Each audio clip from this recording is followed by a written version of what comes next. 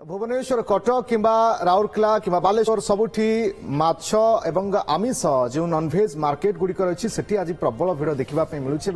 पूर्वापेक्षा रेट टे उच्चा रही कहीं छाड़खाई आज पालन करा साधारणतः लोक मैंने जो सब हविष रखी व्रत रखी गोटे मस पर्यंत कार्तिक मास आमिष खाऊ नथिले जेहेतु छाड़खाई आज पालन करा आमिष बजार प्रबल भिड़ आज देखा मिलूँ बालेश्वर माछ मार्केट रे किभली भाव में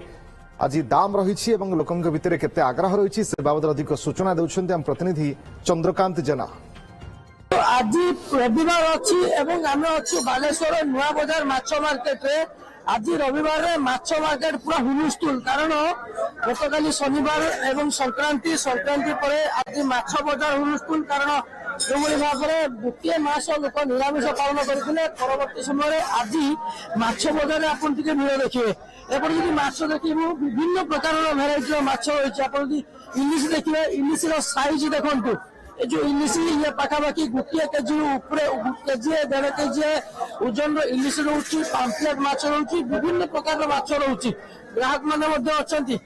सर केत आज माछ कौन माछ चलती राजरा नवा टिके राजरा नेबे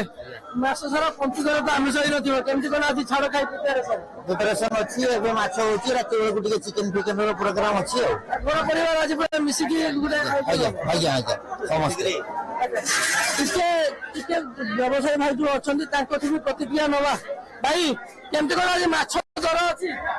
माछ भाई दर तो कार्तिक मास पई रेट कम थिला आज भी अधिक अछि केमति कोन केते बढ़िया लागलो हाँ किलो 50-100 टका पड़ी बजार देखु भेराइटी माछ अच्छी कौन कौन सब माछ आज बजार रे माछ इल्सी अच्छी बालो अच्छी आंजी अच्छी फिरकी अच्छी चुंगड़ी अच्छी पाणीखिया अच्छी शिड़ा अच्छी सब रक अच्छी मास सारा पूरा बेपार मांदा थिला मांदा भाई पूरा मांदा दुकान बंद थिला पूरा दुकान होउतला भी गतकाली तो छाड़ खाई पड़िला गतकाली केमति कोन थिला काली शनिवार पई संक्रांति हमर थिला सेति नै बजार टिके ढिला थिला आज रविवार अच्छी खाଇବା बारी सेति बेटे भिड़ो भिड़ो अन्य ग्राहक मैंने सार आपको जाना चाहिए केमती कौन बजार आज छाड़ खाई आप बनाऊँ कारण आप गोटे मस आईस भी जान घर को ना आम खाऊलु पंचुक 5 दिन मारिଛୁ पंचुक 5 दिन एत बंद थी आज छाड़ खाई केमती कौन चली छाड़ खाई कौन सब माछ नौ आंजी माछ केते केजी नेले सर केते नबु गोटे आंजी माछ नबु दर जमी रहा सेमती अच्छी बेसी रेट ना 10-20 टका एपर सब अच्छी रेट मास सारा टे बोधे मांदा पड़ा हाँ मांदा तो थिला मांदा क्या स्टार्ट है मगर मौसम मास गुरुवार पड़ो